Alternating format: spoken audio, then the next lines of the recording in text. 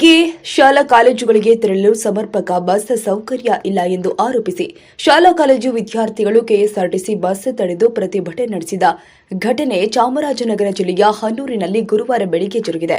ಚಾಮರಾಜನಗರ ಜಿಲ್ಲೆಯ ಹನ್ನೂರು ಪಟ್ಟಣದಲ್ಲಿ ಮಹದೇಶ್ವರ ಬೆಟ್ಟಕ್ಕೆ ತೆರಳುವ ಮಾರ್ಗದಲ್ಲಿ ಬಸ್ ತಡೆದು ಪ್ರತಿಭಟನೆ ನಡೆಸಿದ ವಿದ್ಯಾರ್ಥಿಗಳು ಶಾಲಾ ಕಾಲೇಜುಗಳಿಗೆ ವಿದ್ಯಾರ್ಥಿಗಳು ತೆರಳಲು ಸಕಾಲದಲ್ಲಿ ಬಸ್ ಸೌಲಭ್ಯವಿಲ್ಲ ಎಂದು ಹಲವು ಬಾರಿ ಅಧಿಕಾರಿಗಳಿಗೆ ದೂರು ಮನವಿ ಸಲ್ಲಿಸಿದರೂ ಕೂಡ ಪ್ರಯೋಜನವಾಗಿಲ್ಲ ಎಂದು ಆರೋಪಿಸಿ ರಸ್ತೆ ತಡೆದು ಪ್ರತಿಭಟನೆ ಮಾಡಿದ್ದಾರೆ.